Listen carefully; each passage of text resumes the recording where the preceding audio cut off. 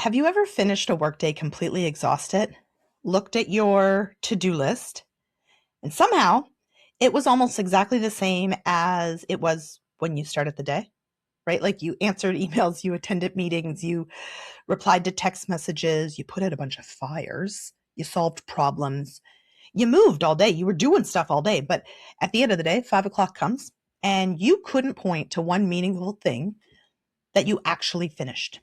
If that has ever happened to you, first, welcome to being human. Second, newsflash, you're not failing at productivity. You're experiencing something that almost nobody talks about. Being busy and being productive are not the same thing. I'm going to say that one more time for the people in the back. Being busy and being productive are not the same thing. Somewhere along the way, we started confusing movement with progress. And today I want to explain why. Welcome back to the Happy Stack. And I am your host, Terri-Ann Richards. If you've listened to the last episode, we talked about human capacity and the idea that your ability to perform isn't just about motivation or discipline.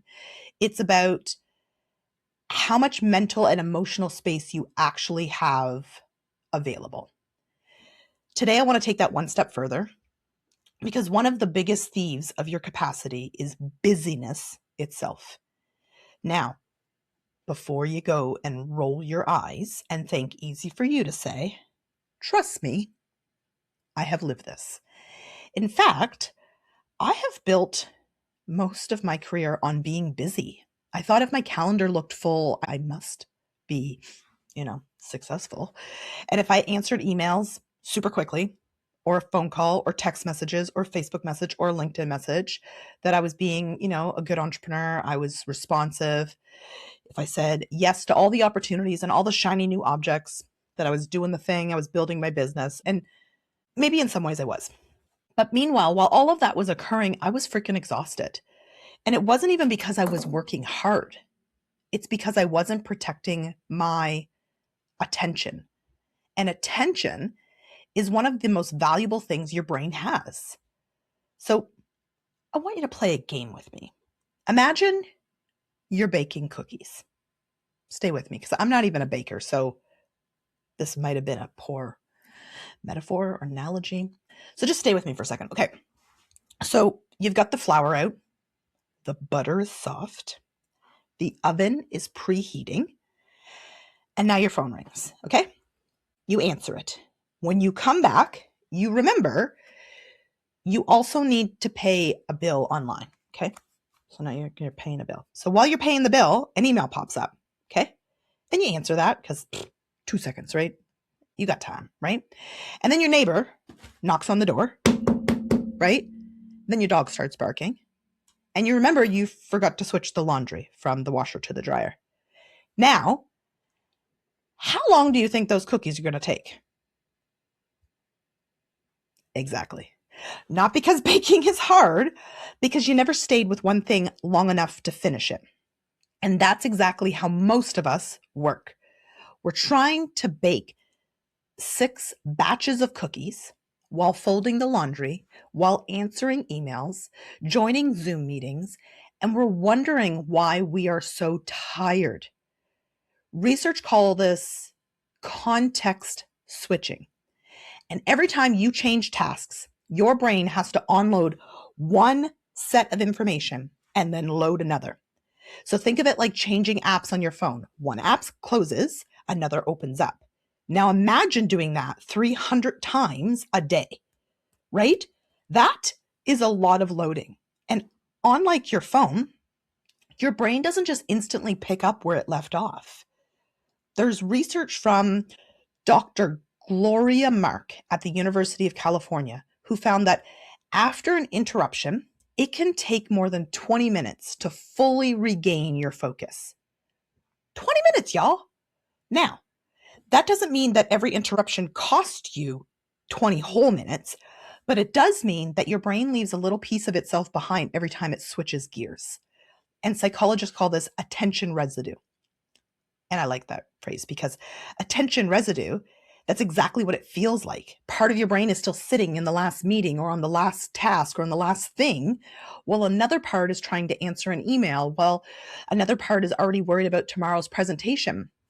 And I just want to throw this out there because I think it matters. Now, I don't play in the world of relationship, but y'all know that I've written a book on relationships. I have another one that's coming out in the next year. Why? Because they say, the two most important relationships in your life for being someone who's flourishing and thriving and happy is the one you have with yourself and the one you have with your intimate partner. And I think about this because I think of, divorce rates and how often people are stating they're unhappy in their relationships. And I also think about the fact that we are forever switching contexts and dividing our attention. I think of the last time you went to a restaurant, or shoot, maybe you're guilty of this. When you went to a restaurant and you look around at the couples or just friends, how often people are just sitting there on their phone. They're sitting there with a real live breathing human and they're on their phone. Or, I'm guilty of this, sitting on the couch watching a show and I'm trying to like catch up on work, but that means I'm dividing my attention between work, my husband, and a damn show. And so it's like trying to drive with one foot on the gas, one foot on the brake, and somehow wondering why you're burning through the fuel. And here's something else that I find very fascinating. Your brain actually loves novelty. So every notification, every ding, every vibration, every little red bubble on your phone, your brain gives you a tiny hit of dopamine. And not because the email was important or the ding was important, because it might be, but it's because your brain likes uncertainty. Actually, it loves uncertainty. And that's why you check your phone. And then 5 months later, you check it again. Did I just say months later? I mean, 5 minutes later, you check it again. And even though nothing important has happened, you check it again. And then you check it again. Like, if my sister's listening to this, I apologize. But she was sitting with my husband just last week and they were having great conversation. And he said, every time the conversation got quiet, because, that happens in life, we don't have something to say at all times, she picked up her phone, right? Does that sound familiar to any of you? And I wish I could tell you I was above this, because I'm not. Sometimes I'll unlock my phone to check the weather, and somehow I'm now watching someone pressure wash a driveway on social media. Like, how did I get from the weather app to watching what are they called? Like a short or they're not all TikToks because sometimes I'm on Facebook watching it, but I don't even own a pressure washer. But here I am completely invested in how clean they're making their driveway. And I think like our brains are incredible, but they're so incredibly distractible. And the workplace doesn't help. Open offices, Slack messages, Teams notification, text, emails, people popping into your office, virtual meetings, calendar reminders. It's almost as if we've designed work to make deep thinking impossible. And then we wonder why people are so overwhelmed. I want you to imagine this for a second, because this is scary. Imagine hiring a surgeon, and every 90 seconds, someone tapped them on the shoulder and says, quick question. I just have a question for you. Could you just look at this for a second? That's ridiculous, right? Now I get like our day-to-day is not like a surgeon who's like operating on someone, on the operating table, but yet that's how many of us expect knowledge workers to operate every single day. And the irony is multitasking feels productive in the moment, right? It feels like you're getting more done, but science says the opposite. Your brain is not multitasking. It is task switching very quickly, super ineffectively, inefficiently. And every switch burns energy. Every switch creates mistakes. Every switch leaves attention behind, that attention residue. It's like driving from St. John to Moncton, but every 10 kilometers, you turn around and drive back to Hampton for a second. Like, eventually you're going to get there, but you're going to burn a whole lot more gas getting there. So what actually works? I'm going to give you 5 things, not because, they're the end all be all, not because they're magical, but because they're practical. So, number 1, protect your first hour like your life depended on it, because it kind of does. Don't start your day in your inbox or on social media. When you begin your morning reacting to everybody else's BS and everyone else's priorities, you have literally already lost control of your own. Number two, batch similar type of work together. So block your calendar and answer emails together. Return phone calls in a similar block. When you're doing like creative writing and copy, do that all together. When you're doing creation and innovation work, try to bunch that together. Your brain will love it, but your brain really likes staying in one mode. Okay? Number three, finish before starting. We underestimate how much unfinished work weighs on us. Even if you think it doesn't, it does. Every unfinished task becomes another open browser tab in your brain, and eventually everything slows down. Number four, turn off the notifications on your phone, on your laptop, on your computer, on your tablet, on whatever else, your watch. Oh my gosh, sitting around with somebody when they are talking to their watch or answering things in the middle of a conversation, in the middle of a business meeting or a board meeting. I have literally watched people do this. And so shame on you if you are one of them. Okay, I love you, but also shame on you, right? So turn off the notifications, not forever, but do it while you're having meaningful connection with other people, while you're doing meaningful work. You do not need your phone announcing that someone liked a picture of your dog from 2019. I promise you're going to survive. Okay? You will. We did this before. I was around back in the day when we didn't have all this stuff and we survived. Number five, schedule thinking time. Not meeting time, thinking time.